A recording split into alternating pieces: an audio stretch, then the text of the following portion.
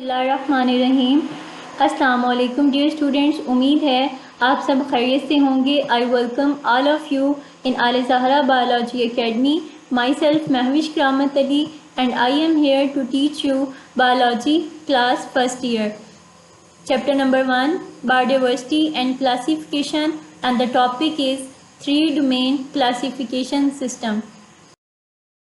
Dear students, 3 domain system of classification को discuss करने से पहले हमारे लिए ज़रूरी है कि हम 5 किंगडम सिस्टम ऑफ क्लासिफिकेशन को अंडरस्टैंड कर लें, जो कि हम 9th ग्रेड में ऑलरेडी स्टडी कर चुके हैं।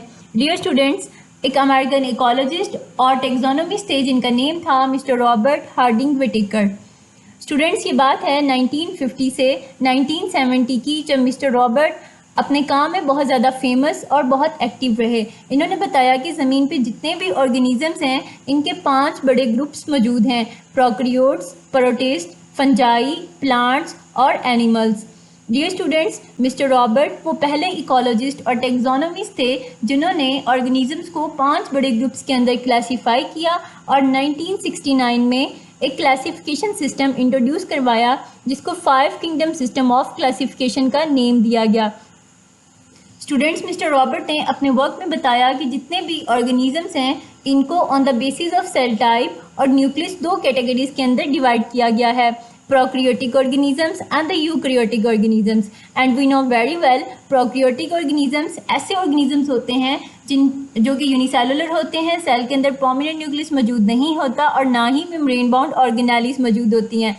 यूकैरियोटिक ऑर्गेनिजम्स ऐसे ऑर्गेनिजम्स हैं जो कि यूनिसेलुलर भी हैं, मल्टी सेलुलर भी हैं, सेल के अंदर प्रोमिनेंट न्यूक्लियस भी मौजूद है और मेम्ब्रेन बाउंड ऑर्गेनेलिस भी मौजूद होती हैं। डियर स्टूडेंट्स, मिस्टर रॉबर्ट ने जितने भी प्रोकैरियोटिक ऑर्गेनिजम्स थे, यानी कि सिंगल सेल पर मुश्तमिल ऑर्गेनिजम्स जिनके सेल के अंदर प्रोमिनेंट न्यूक्लियस मौजूद नहीं होता, इन तमाम प्रोकैरियोटिक ऑर्गेनिजम्स को एक ग्रुप के अंदर रखा और उस ग्रुप को किंगडम मोनेरा का नेम दिया गया, जिसमें हमारे पास बैक्टीरिया वगैरह शामिल हैं। अब जो यूकैरियोटिक ऑर्गेनिजम्स थे, इनको फर्दर 2 कैटेगरीज के अंदर डिवाइड किया गया: unicellular eukaryotic organisms and the multi cellular eukaryotic organisms. Dear students, जो यूनिसेलुलर यूकैरियोटिक ऑर्गेनिजम्स हैं, यानी कि सिंगल सेल पर मुश्तमिल वो ऑर्गेनिजम्स जो कि प्रोमिनेंट न्यूक्लियस और मेम्ब्रेन बाउंड ऑर्गेनेलिस रखते हैं, इनके लिए एक सेकंड ग्रुप बनाया गया जिसको किंगडम प्रोटिस्टा का नेम दिया गया। अब जितने भी यूनिसेलुलर यूकैरियोटिक ऑर्गेनिजम्स थे, इनको किंगडम प्रोटिस्टा के अंदर रखा गया। अब किंगडम प्रोटिस्टा में हमारे पास प्रोटोजोन्स हैं जो कि प्लांट लाइक प्रोटोजोन्स भी होते हैं और एनिमल लाइक भी होते हैं। प्लांट लाइक प्रोटिस्ट ऑटोट्रॉप्स होते हैं, इनमें हमारे पास जो है वो यूग्लिना, एल्गी वगैरह शामिल हैं, और एनिमल लाइक प्रोटिस्ट जो है वो हेटरोट्रॉप्स होते हैं और इसमें हमारे पास पैरामीशियम, प्लाज्मोडियम, इमेबा वगैरह शामिल हैं। अब जो मल्टी सेलुलर यूकैरियोटिक ऑर्गेनिजम्स थे, अगेन इनको on the basis of cell wall 2 categories के अंदर डिवाइड कर दिया गया। अब जिनके पास सेल वॉल होती है, इनको फर्दर 2 ग्रुप्स के अंदर क्लासीफाई किया गया: किंगडम प्लांटी और किंगडम एनिमीलिया। अब किंगडम प्लांटी में उन मल्टी सेलुलर यूकैरियोटिक ऑर्गेनिजम्स को रखा गया जो कि फोटोट्रॉपिक या फिर ऑटोट्रॉप्स होते हैं, जिनमें हमारे पास प्लांट शामिल हैं। और किंगडम फंजाई के अंदर उन यूकैरियोटिक मल्टी सेलुलर ऑर्गेनिजम्स को रखा गया जो कि हेटरोट्रॉपिक इन नेचर होते हैं, जिनमें हमारे पास मशरूम्स वगैरह शामिल हैं। अब ऐसे यूकैरियोटिक मल्टी सेलुलर ऑर्गेनिजम्स जिनके पास सेल वॉल मौजूद नहीं थी, उनके लिए एक अलग किंगडम बनाया गया और उस किंगडम को किंगडम एनिमीलिया का नेम दिया गया, जिसमें हमारे पास सारे एनिमल्स आते हैं, वर्टिब्रेट्स और इनवर्टिब्रेट्स। ये था 5 किंगडम सिस्टम ऑफ क्लासिफिकेशन जिसको इंट्रोड्यूस करवाया था मिस्टर रॉबर्ट व्हिटेकर ने। तो dear students, 5 kingdom system of classification के अकॉर्डिंग लाइफ की 2 ही डोमेन्स बन रही थी, जिसमें डोमेन बैक्टीरिया है और डोमेन यूकैरिया है। डियर स्टूडेंट्स, जितने भी प्रोकैरियोटिक ऑर्गेनिजम्स थे, तमाम के तमाम प्रोकैरियोटिक ऑर्गेनिजम्स को बैक्टीरिया के साथ बैक्टीरिया समझकर ही क्लासीफाई कर दिया गया और इनको डोमेन बैक्टीरिया के अंदर रखा गया। हालांकि डियर स्टूडेंट्स, ये एक रॉन्ग क्लासिफिकेशन थी। अब जैसे जैसे रिसर्च एरियाज़ और टेक्नोलॉजी में मॉडिफिकेशन आई, तो साइंटिस्ट ने ऑर्गेनिजम्स की आइडेंटिफिकेशन के लिए मॉलिक्यूलर एनालिसिस का इस्तेमाल करना स्टार्ट किया। तो डियर स्टूडेंट्स, साइंटिस्ट ने ये रियलाइज़ किया कि ऑर्गेनिजम्स को सिर्फ सेल बेस या न्यूक्लियस की बेस पे क्लासीफाई नहीं किया जा सकता, यानी कि ऑर्गेनिजम्स यूनिसेलुलर है या मल्टीसेलुलर, प्रोमिनेंट न्यूक्लियस मौजूद है या नहीं है, मेम्ब्रेन बाउंड ऑर्गेनेलिस मौजूद है या नहीं है, इनकी बेस पे ऑर्गेनिजम्स को क्लासीफाई करना इनसफिशेंट होगा। अब डियर स्टूडेंट्स, इन्हीं साइंटिस्ट में एक फेमस अमेरिकन माइक्रोबायोलॉजिस्ट थे जिनका नाम था मिस्टर कॉरल वॉइस। अब डियर स्टूडेंट्स, ये बात है 1977 की, जब मिस्टर कॉरल अपनी लैब में प्रोकैरियोटिक ऑर्गेनिजम्स की आइडेंटिफिकेशन पर काम कर रहे थे। इस काम के लिए उन्होंने एक gene 16S ribosomal RNA gene का इस्तेमाल किया और उसकी मॉलिक्यूलर एनालिसिस करवाई।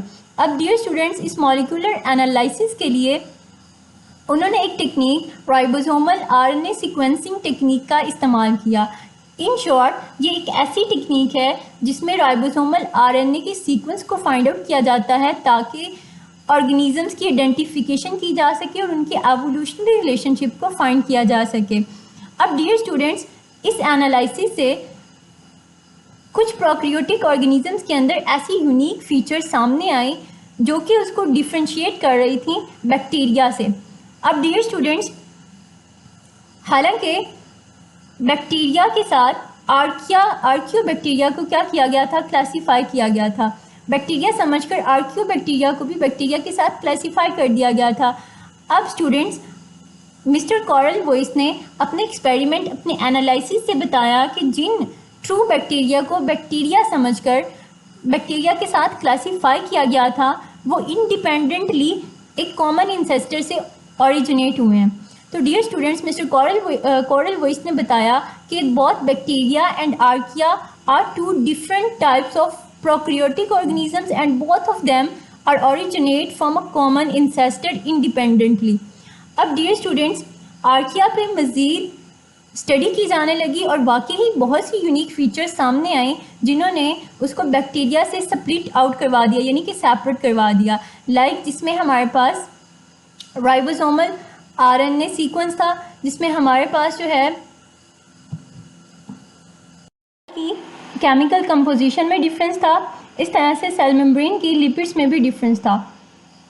तो डियर स्टूडेंट्स, इस तरह से मिस्टर कॉरल वॉइस ने बताया कि जो डोमेन बैक्टीरिया है, इसके अंदर ट्रू बैक्टीरिया आते हैं जिनको यू बैक्टीरिया का नेम दिया गया, और आर्कियोबैक्टीरिया के लिए एक नई डोमेन बनाई गई जिसको डोमेन आर्किया का नेम दिया गया, जिसको थर्ड डोमेन ऑफ लाइफ भी कहा जाता है। अब डोमेन बैक्टीरिया के अंदर यू बैक्टीरिया को प्लेस किया गया और डोमेन आर्किया के अंदर आर्कियोबैक्टीरिया को प्लेस किया गया, और दोनों यू बैक्टीरिया और आर्कियोबैक्टीरिया, इन दोनों को कंबाइन करने से हमारे पास एक किंगडम बनता है जिसको किंगडम मोनेरा कहते हैं।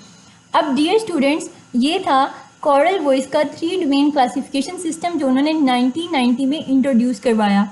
अब डियर स्टूडेंट्स, कुछ साइंटिस्ट ये कहते हैं कि जो आर्कियोबैक्टीरिया हैं वो क्लोजली रिलेटेड हैं to that of eukaryotic organisms, यानी कि उनके अंदर कुछ फीचर्स ऐसी हैं जो कि यूकैरियोटिक ऑर्गेनिज्म से मिलती हैं, जैसा कि डीएनए ट्रांसक्रिप्शन है, ट्रांसलेशन है। ये कुछ फीचर्स ऐसी हैं जो कि आर्कियोबैक्टीरिया की क्लोजली रिलेटेड हैं to that of eukaryotic organisms.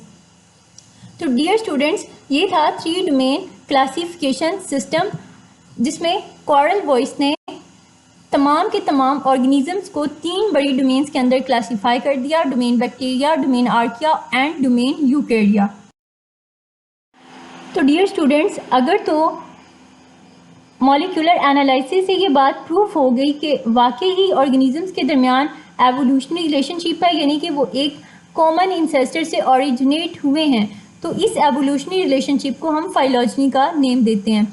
अब डियर स्टूडेंट्स, एक ऐसी डायग्राम या फिर एक ऐसा फ्लो चार्ट जो कि फाइलॉजनी यानी कि ऑर्गेनिजम्स के दरमियान एवोल्यूशनरी रिलेशनशिप को डिस्क्राइब करे, एक्सप्लेन करे, उसको हम एवोल्यूशनरी ट्री या फिर फाइलोजेनेटिक ट्री का नेम देते हैं।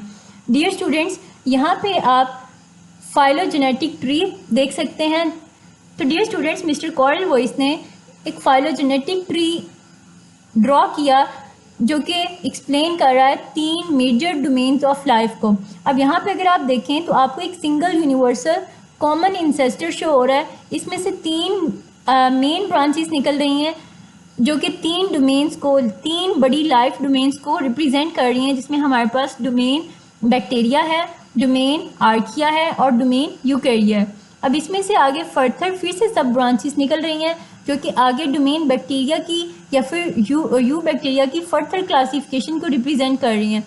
अब इसमें भी हमारे पास आर्किया में भी आगे फर्दर ब्रांचेस शो हो रही हैं और डोमेन यूकैरिया में भी हमारे पास फर्दर ब्रांचेस शो हो रही हैं। लाइक इसमें आगे हमारे पास जो है वो डिफरेंट किंगडम्स आएंगे, किंगडम से फाइलम्स आएंगे, फाइलम से क्लास आएगी, क्लास से ऑर्डर आएगा, ऑर्डर से family, genus and then species. तो इस तरह एक कंप्लीट फाइलोजेनेटिक ट्री बनता है जो कि ऑर्गेनिज्म के इंसेस्टर से लेके उसकी स्पीशी तक हर चीज़ को डिस्क्राइब करता है। तो इस डायग्राम को हम फाइलोजेनेटिक ट्री या फिर एवोल्यूशनरी ट्री कहते हैं। तो डियर स्टूडेंट्स, आप इसकी एग्जांपल इस ट्री से भी ले सकते हैं। एज इट इज़ इसी तरह होता है जैसे आपको यहाँ पे एक मेन स्टेम नज़र आ रहा है, इसमें से आगे मेन ब्रांचेस निकल रही हैं और इसमें से आगे सब ब्रांचेस निकल रही हैं। तो डियर स्टूडेंट्स, ये था आज का lecture. I hope you understand this lecture.